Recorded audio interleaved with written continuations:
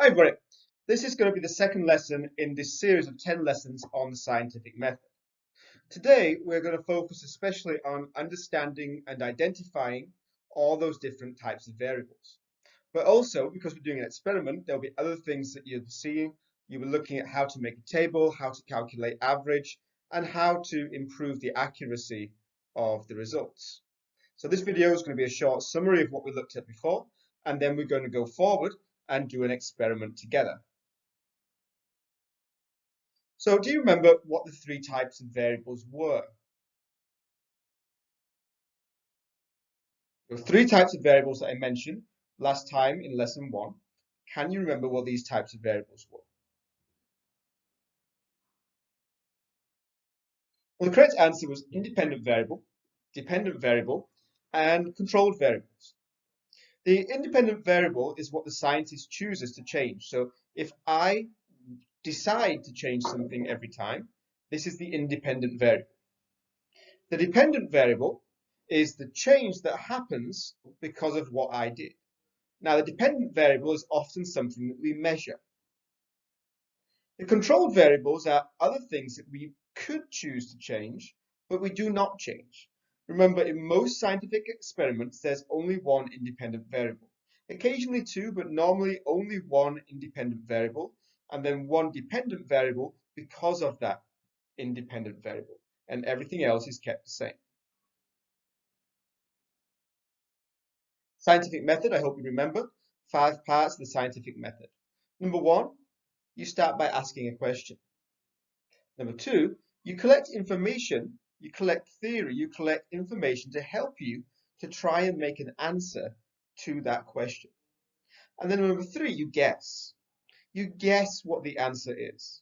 You make a hypothesis. A hypothesis is a guess about what will happen if you do certain things. After you make a hypothesis, you need to test the hypothesis. And after testing the hypothesis, you make a conclusion based on the results. So you either accept your hypothesis that you were correct, or you reject the hypothesis and you think about why your hypothesis was wrong. But remember, you never change the results. You never change the data. So let me ask you a question. How will the surface area affect the speed of fall? So for example, if we made the parachute smaller, would the person hit the ground more quickly, or would it take the same amount of time to fall? Again, if we made the parachute bigger, would the person take the same amount of time? Would they take less time? Would they take more time? So how does the surface area affect the speed of fall? That's the question. Have a think about that before you go to the next.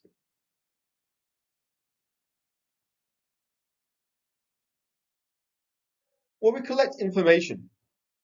Let me just give you a little bit of information to help you. In the last experiment, we had two objects. We had a heavy object and a light object. And when we let these two objects go, they hit the floor at the same time.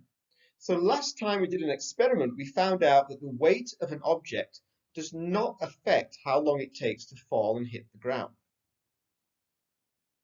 We also know that when objects fall, there are different forces acting on them. So if this is my object falling through the sky, gravity is pulling the object down. But air resistance is hitting the object and pushing the object back up. So there's two forces. One force is pulling down, one force is pushing back up. Now, if the surface area is bigger, then there will be a bigger area for the air resistance to act on. So what do we think? Make a hypothesis. Try to guess what will happen. We have 3 different sized parachutes. We have a small one, a medium one, and a big one. Will they all hit the ground at the same time? Or will the size affect the speed that it takes to go to the ground? And if it affects the speed, in what way? Will the smaller one take more time or less time to hit the ground? Pause the recording now and make a hypothesis. I'm going to show you my hypothesis in the second part of today's lesson, which will be put online tonight. But I want you to try and guess first what will happen before we do this together.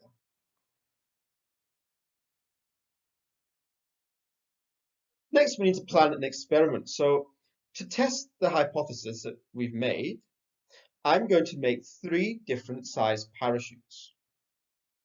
I'll make a small one, a medium one, and a bigger one. And then I'm going to put an object on the end of each of these 3 parachutes. And I will let the parachute go, and I will see how long it takes to go down and hit the ground. And because I'm doing a scientific experiment, I think I'm going to repeat. I will not just do 1 time for each parachute, I will do several times for each parachute. And then I can calculate the average amount of time that the object takes to hit the ground.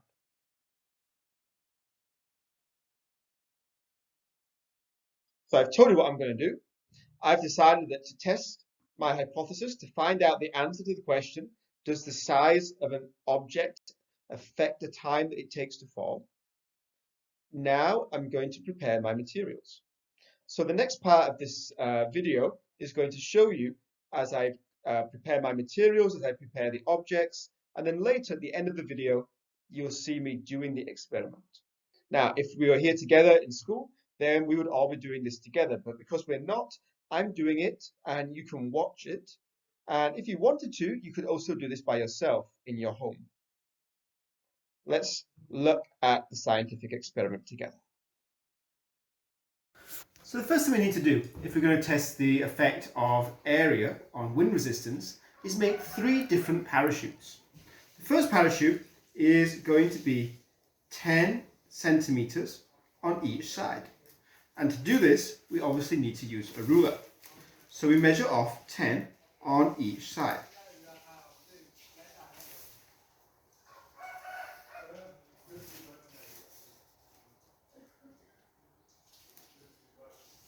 Second parachute is going to be 20 centimeters on each side.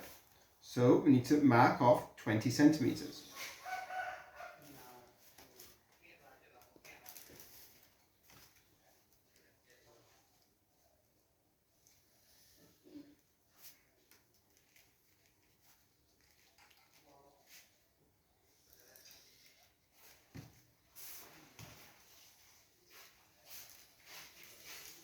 The last one is going to be 30 centimeters on each side. So we will draw 30 centimeters onto this piece of plastic.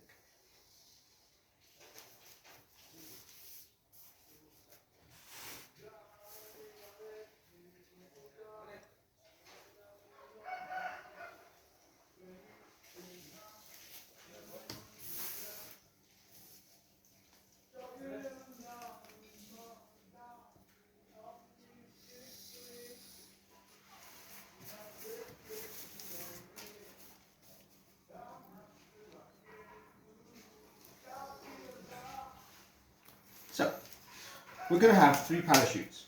One parachute is 10 centimeters on each side. One parachute is 20 centimeters on each side. And one parachute is going to be 30 centimeters on each side. Now, question for you. What is the surface area of each parachute? Pause the video and write your answers down now.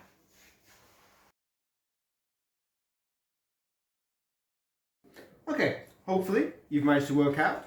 This is 10 centimeters on each side, so the area is 100 square centimeters. This one is 20 centimeters on each side, so 20 times 20 is 400 square centimeters.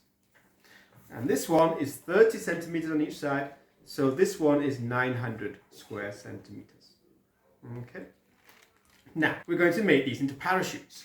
So that means we need to have four attachments. So each one needs to be the same length.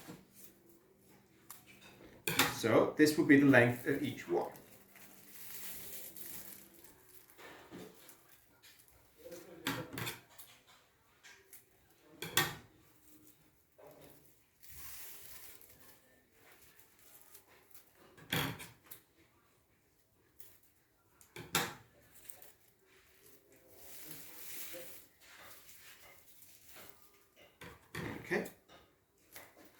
now I have my 4 strings. All I'm going to do on each corner, I'm going to tie it to our parachute.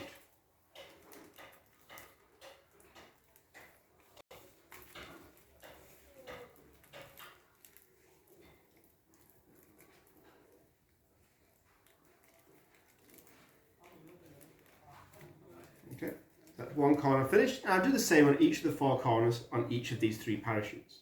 Come back in a few minutes and I'll show you the result. Well, we have our parachutes made. We have the big parachute, we have a middle parachute, and we have our tiny baby parachute. So what's going to go on the end? Maybe we can find that ball. Oh, I think Crusoe's over there. Maybe we can tie Crusoe on the end of the parachute.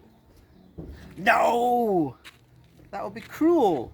You need to be nice to animals. So we're not doing it to the cat. Not even Thabo. We can't put a phone on the end because the phone might smash, and that's not good either. So let's use some sand. And to make sure they're all the same, I have Lala's little weighing scales. So we make sure that the scale is on 0. You can see here, it's not quite on 0, so we need to change this to come back to 0.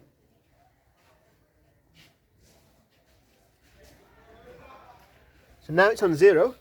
We're going to go to, I don't know, let's see. Let's go 3 points around. That's 1 point.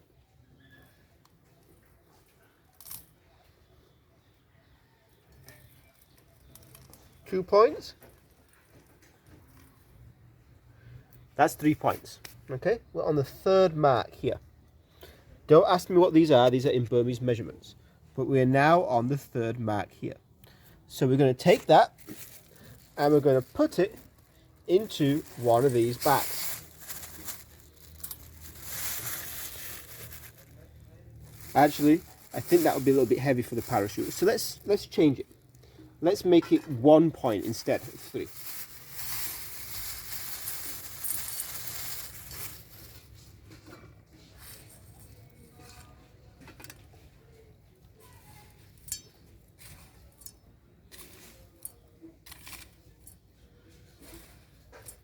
Okay, that's on number 1. So now we can take this and put it into our bag. And this will be attached to one of the parachutes.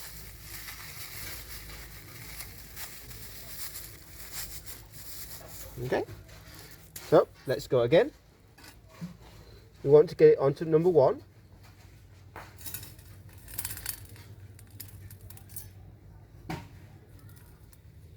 Okay, we're on number 1. So we're going to do it again. We're going to put this into another bag and then we'll attach this to the 2nd parachute.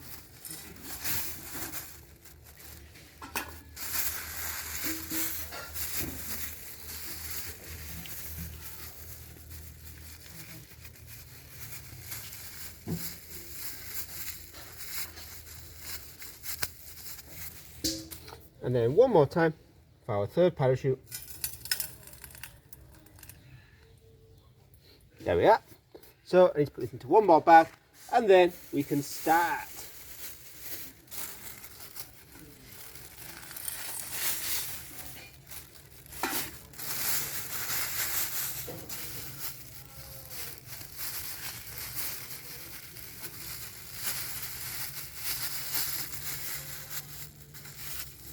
So here we have our 3 people to be attached to our 3 parachutes. All of them weigh, you can see, weighs 1, and weighs 1. Okay, pause now, and I'll come back to you in a moment.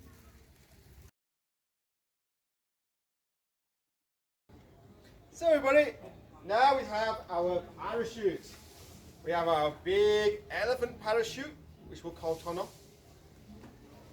We have our medium parachute, which we might call Steve. And we have our baby parachute, which we might call Jodo. Now we're going to drop each of these parachutes and see how long it takes to hit the ground. Look over there. Here is Kuduso. and he is going to be timing it. But let me ask you a question before we do this. Which one do you think will hit the ground first? Or do you think they will all hit the ground at the same time? Remember the last experiment? In the last experiment, when we dropped different weights, we dropped the big heavy book and the light pen, they both hit the ground at the same time. So which one do you think will hit the ground first this time? Let's find out. Now, every time I'm going to hold it here, almost touching this part of the blue roof.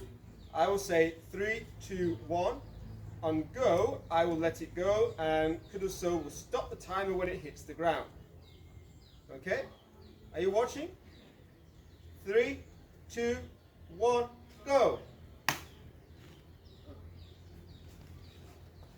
How long did that take? 1 second. 94. 1.94 94. seconds. Did you stop it right on time? Little bit late. A little bit late. Okay. A little bit late. So this might mean that the results are not quite as accurate as we might want, but we've got a way to solve that at the end. Second one. Are you ready, Kudo? Yeah. Are you watching? Yeah.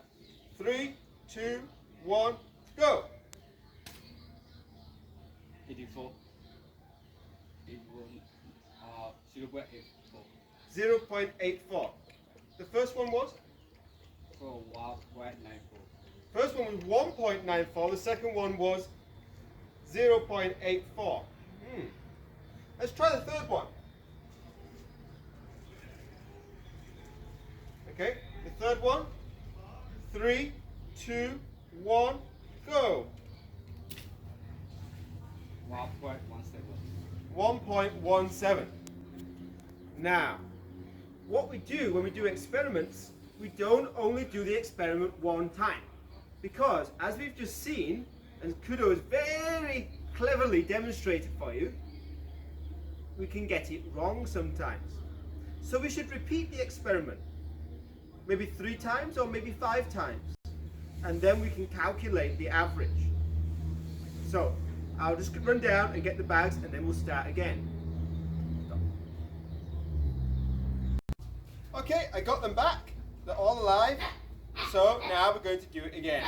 Are you ready, Kudo? Okay.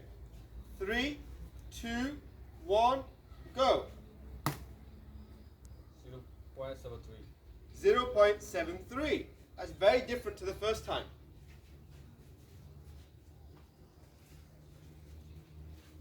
You ready? 3, 2, 1, go. 0.89. 0.89.